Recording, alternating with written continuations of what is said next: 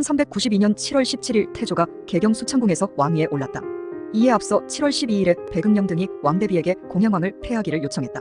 왕대비가 허락하고 교지를 선포하자 공양왕은 원래 왕이 되고 싶지도 않았다며 국세를 내놓고 원주로 떠나갔다. 7월 16일 저녁 백응령 등 백관이 태조의 저택에 몰려와서 절하고 북을 치면서 왕위에 오르기를 권고하였다. 그러나 태조는 처음에 제왕은 1000명이 있어야 한다. 나는 덕이 없는 사람이다 하며 거절을 하였다. 대소신료 등이 물러가지 않으며 왕위에 오르기를 간절히 권고했다. 결국 7월 17일 태조가 마지못해 수창궁으로 거둥하게 되었다. 태조가 왕위에 오르는데 어좌를 피하고 겸손하게 서서 신하들의 조화를 받았다. 고려 왕조의 대소신료들에게 예전대로 정무를 보라 명하고 저택으로 돌아갔다. 그러나 아직 정식으로 조선은 아니었다. 국호를 조선으로 나중에 고치니 태조는 고려의 마지막 왕으로 등극을 한 것이다. 태조가 왕위에 오르자 다음날 오랜 가뭄 끝에 비가 내려 백성들이 기뻐했다고 실록에 전한다. 내가 왕이 될 상인가? 태조가 잠저에 있을 때 왕이 될 조짐이 있었다고 한다. 원래 개국을 하면 신격화 작업을 하게 된다. 실록에 있는 내용을 살펴보자. 꿈에 신인이 하늘에서 내려와 금자를 주면서 말하기를 이것을 가지고 나라를 바로잡을 사람이다 하였다. 어떤 사람이 지리산 바위 속에서 얻었다며 바친 글에 목자가 돼지를 타고 내려와서 다시 사만의 강토를 바로잡을 것이다. 고 써 있었다. 목자는 이씨를 뜻하고 이성계는 의례년 돼지띠이다. 고려 서운관 비기의 건목득자 왕씨가 멸망하고 이씨가 일어난다 는 말이 있는데 고려 말까지 숨겼으나 이때 알려졌다. 또 의주에 말라 죽은 큰 나무가 있었는데 개국 1년 전에 다시 가지가 나고 무성하니 사람들이 개국의 징조라고 말하였다. 삼군이 한양에서 사냥하다가 노루가 나오자 이성계가 화살 한 개로 쏘아 죽이니 왕씨 10여 명이 보고 놀라서 사람들이 이씨가 일어날 것이라고 말하는데 이 사람이 아닌가? 이런 조짐보다 더 중요한 것은 백성을 위한 정치를 제대로 하는 것이다. 조선의 변화를 실록에서 읽어보자. 왕씨들을 수장하다.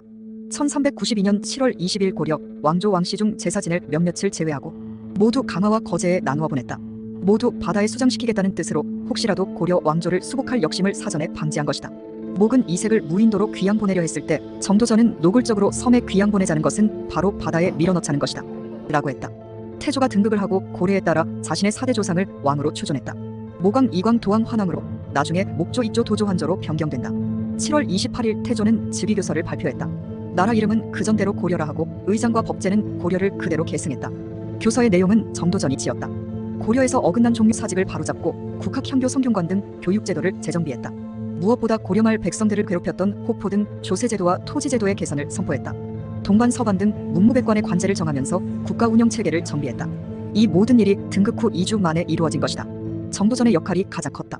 강씨를 왕비로 정하다.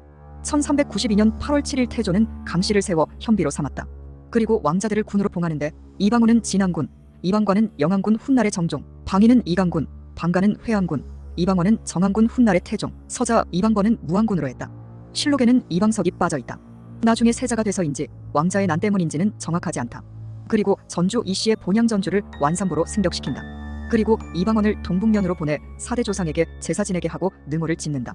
그리고 고려 태조를 마정군에 옮겨 봉안하여 때에 따라 제사를 드리게 하였다. 현재의 연천 숭의전이다. 그리고 나중에 고려 태조왕건의 동상을 마정군으로 옮겼다. 이 동상은 세종대왕의 지시로 개성왕건의 현릉으로 옮겨 파묻었고 1992년 공사 중 발견되어 서울에서도 전시된 적이 있다. 그리고 드디어 8월 13일 한양으로 도읍을 옮길 것을 도평이사사에 명하였다. 이방석을 세자로 정하다. 1392년 8월 20일 실록은 서자 이방석을 세자로 정했다라고 기록되어 있다. 굳이 서자라고 표현한 이 말은 방석을 세자로 임명한 순간부터 이미 왕자인한 등 조선 초기에 불행한 사건이 암시된다. 일반적인 원칙인 장자나 공로가 있는 사람으로서 세워야만 된다고 간절히 말하는 사람이 없었다고 실록은 기록한다.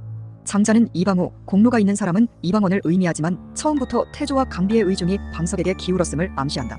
그리고 공신의 위차를 정하는데 당연히 백응령, 조준, 정도전 등이 우선시되고 이들에 대한 태조의 신임은 황하가 허리띠처럼 좁아지고 태산이 숫돌처럼 작게 되어도 이공을 잇기 어렵다는 한마디로 정리되었다.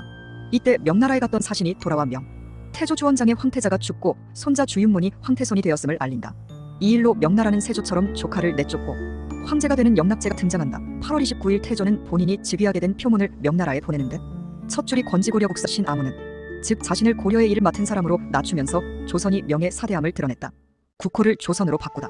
1392년 10월 11일 태조의 생일을 맞아 사형 유배영을 제외한 죄인을 사면했다.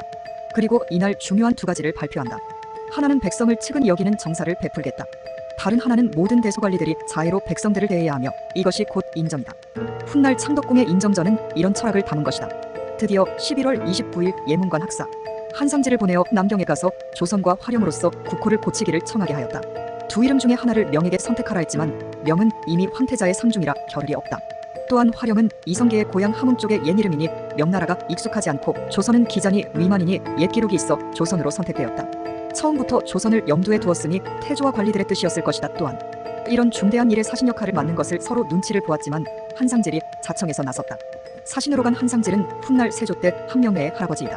한명회가 천출인 것처럼 야사에 나오지만 명문가의 후손이다. 그래서 세조 옆에서 모사했을 것이다. 이제 국호를 조선으로 바꿈으로 찐 새로운 나라가 출발했다.